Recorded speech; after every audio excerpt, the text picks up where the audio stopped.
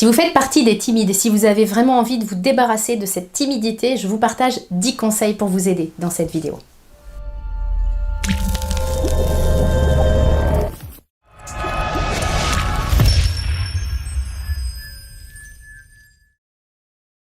Bonjour, mon nom est Nathalie Martin, je suis coach en éveil de conscience auprès des hommes et des femmes qui veulent une vie remplie de sens et d'abondance à tous les niveaux. Si c'est votre première visite ici sur ma chaîne, soyez les bienvenus, je vous invite à vous abonner pour avoir en priorité mes prochaines vidéos et également à télécharger mon coffret 3 clés pour redonner du sens à votre vie. Cette vidéo est pour vous si vous faites partie de ce qu'on appelle les personnes timides et si vous en avez marre d'être dans cette posture-là, si vous avez envie que ça change, si vous avez envie finalement de vous débarrasser de votre timidité. Je suis une ancienne timide, moi aussi. Alors, quand je dis ça, parfois on me dit « bah tu rigoles, tu fais des vidéos ». Oui, ça n'empêche rien et je suis même la preuve vivante qu'il est possible d'être timide, d'être une ancienne timide, d'avoir une nature introvertie, je vous en reparlerai tout à l'heure, et pour autant, eh bien, d'évoluer, d'avancer sur soi pour devenir la personne qu'on a envie d'être, puis surtout pour pouvoir réaliser nos rêves. Alors j'ai vraiment envie de vous donner 10 conseils qui, à mon sens, peuvent vraiment vous aider à arrêter d'être timide. On va commencer dès maintenant avec le premier conseil. Ce que je vais vous conseiller dans un premier temps, c'est d'identifier la racine de votre timidité. D'où est-ce qu'elle vient? Est-ce que vous avez toujours été timide depuis que vous êtes enfant? Vous avez toujours essayé de vous effacer, vous n'avez que rarement eu confiance en vous, voire pas du tout, et vous n'arrivez pas à aller vers les autres. Est-ce que ça dure depuis toujours? Ou alors est-ce que c'est venu avec le temps? Est-ce que c'est lié à des croyances que vous avez sur vous, à des choses qu'on a pu vous dire quand vous étiez jeune, avec « mais tais-toi, t'as rien d'intéressant à dire » par exemple, ou « reste à ta place ».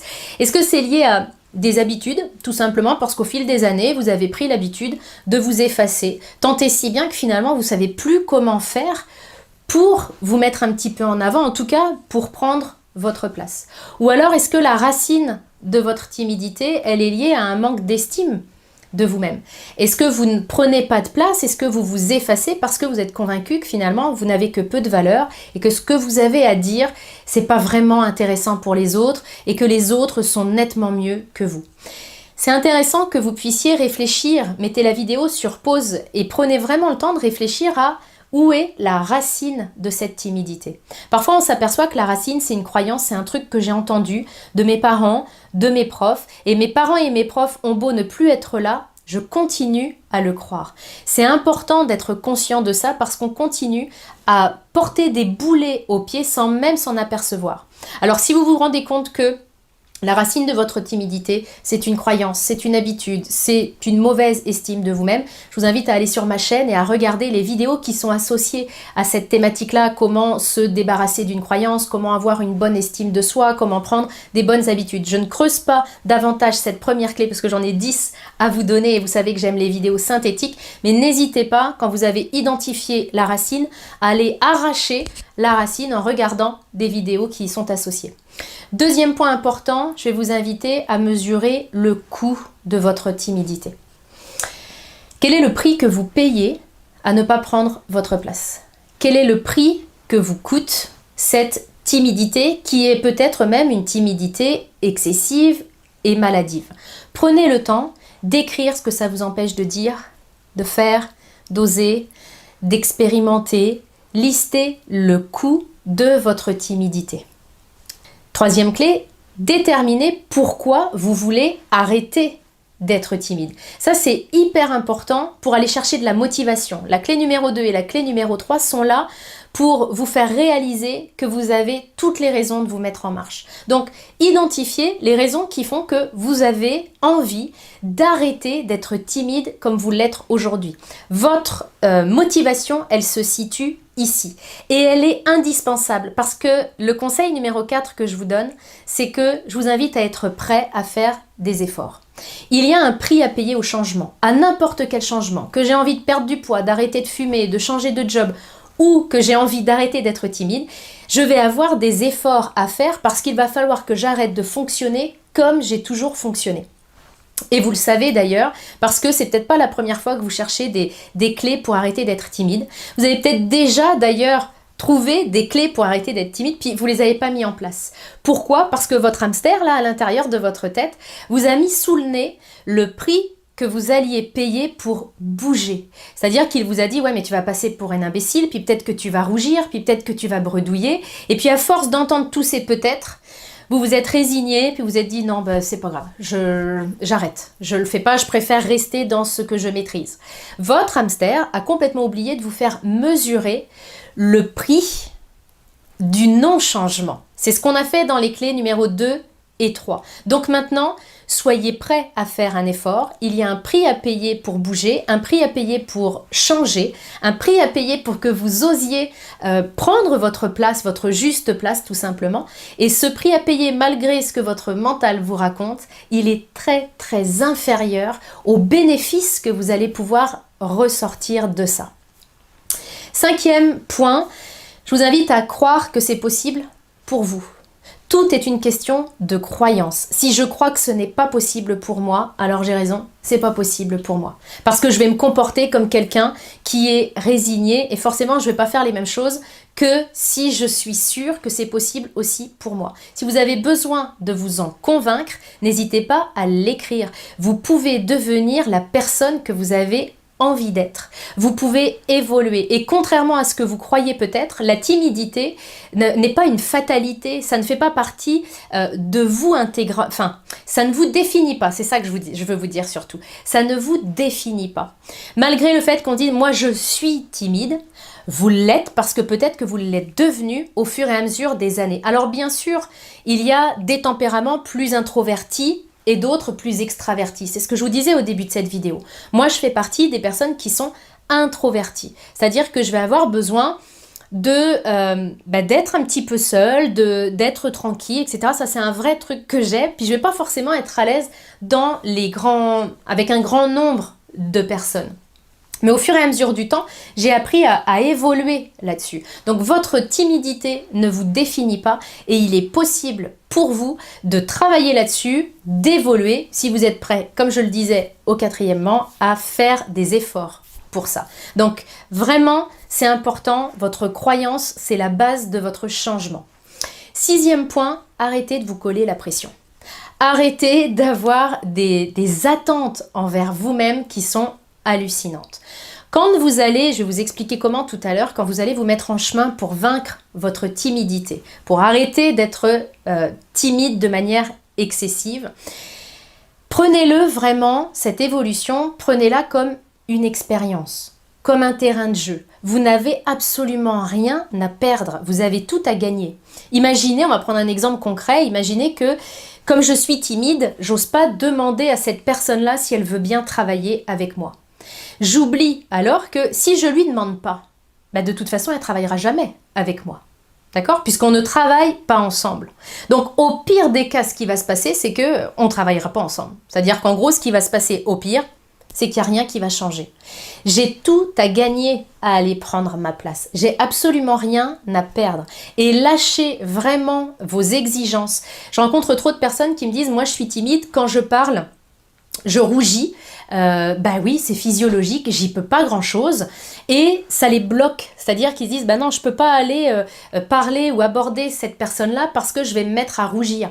Et alors, plus je vais me dire rougis pas, plus je vais rougir. Et vraiment, c'est un muscle. Moi aussi, je rougissais énormément. Alors, quand on m'adressait la parole, poum, la pivoine. Et puis, quand je parlais aussi, quand je parlais en public, aujourd'hui, ça m'arrive vraiment beaucoup moins souvent. Mais parce que j'en ai pris l'habitude petit à petit et je vais vous expliquer comment faire à la fin de cette vidéo. Donc, lâchez vraiment votre idée de performance, de perfection. Évidemment que si la timidité m'a amené à ne jamais prendre la parole en public, la première fois que je vais le faire, il y a peu de chances que je me débrouille comme un orateur né. Évidemment, tout est une question d'entraînement après. Mais si je ne suis pas prête à expérimenter ce passage un petit peu délicat, je ne vaincrai jamais ma timidité. C'est exactement comme avec la marche. Quand vous avez appris à marcher, vous avez accepté de tomber, vous avez accepté que ce soit un petit peu titubant, voire même pas super élégant. Et si vous n'aviez jamais accepté ça, si vous aviez attendu d'avoir une démarche de mannequin et d'être sûre et certaine de ne jamais tombé, vous seriez encore à quatre pattes. Donc c'est la même chose avec n'importe quelle évolution que vous voulez entreprendre dans votre vie. 7e conseil, je vais vous inviter à imaginer, à visualiser, vraiment à visualiser à quoi ressemblerait votre vie si vous arrêtiez d'être timide. À quoi ressemblerait votre vie si vous preniez vraiment votre place, si vous aviez une belle posture, une belle confiance en vous. Puis là, je vais vous inviter à appuyer sur pause pour vraiment ressentir au fond de vous. Ce qui compte, c'est non seulement la visualisation, les images qui vous viennent, les bruits qui vous viennent, mais aussi le ressenti. Vous avez envie d'être qui en fait? Et à quoi ressemblerait votre vie si vous étiez cette personne-là? Prenez le temps de visualiser ce que ça changerait pour vous de ne plus être timide du tout, puis d'avoir une belle présence. Prenez le temps de ressentir. Et cet exercice-là qui dure seulement quelques minutes, je vous invite à le faire tous les jours.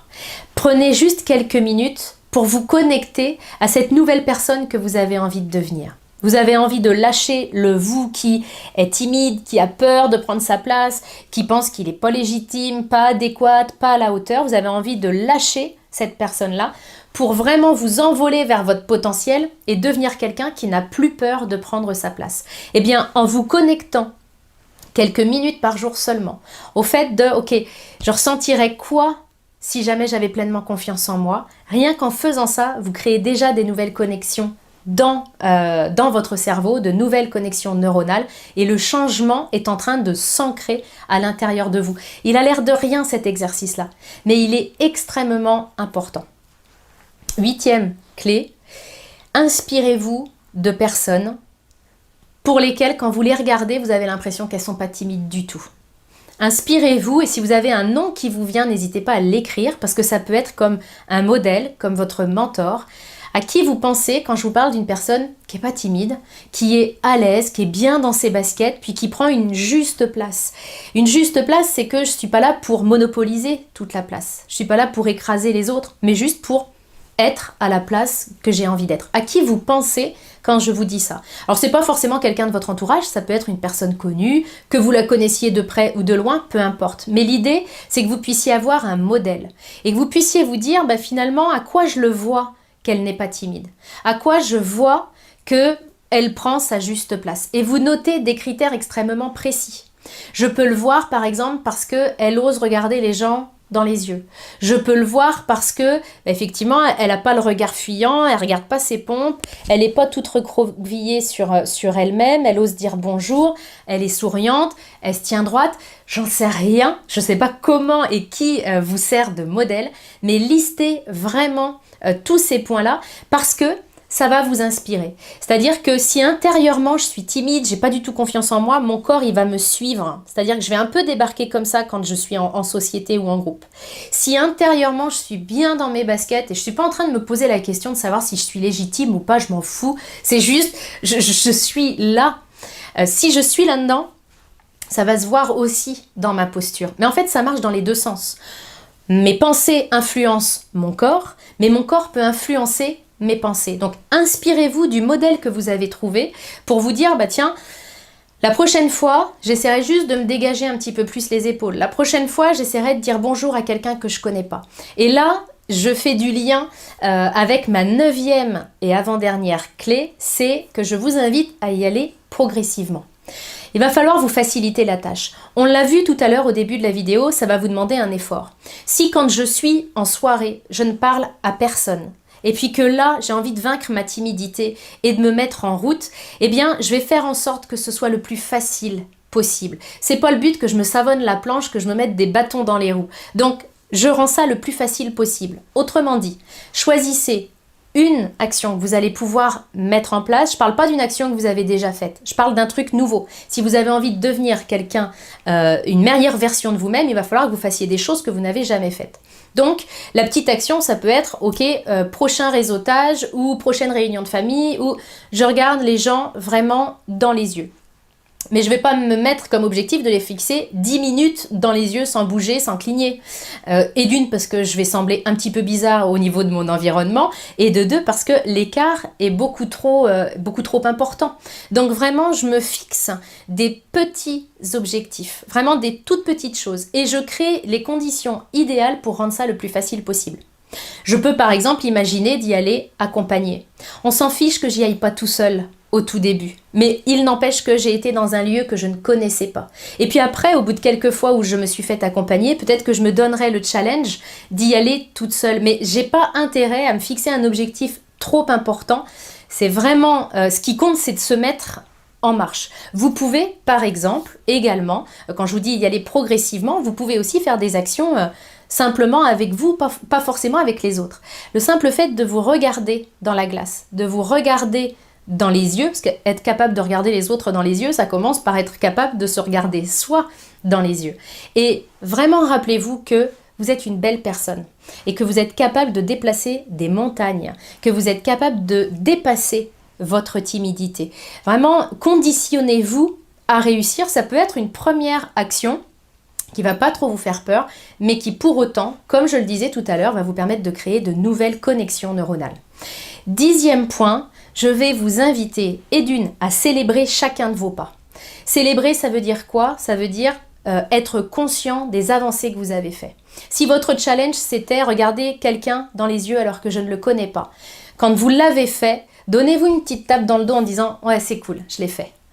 Ne vous critiquez pas, ne regardez pas sans cesse uniquement le chemin qui reste à parcourir en vous disant « Bah oui, mais bon, j'en ai regardé qu'un ». Eh bien, c'est déjà ça. Donc, apprenez à vous réjouir des pas que vous avez déjà faits et également, regardez toujours le pas suivant, la prochaine étape.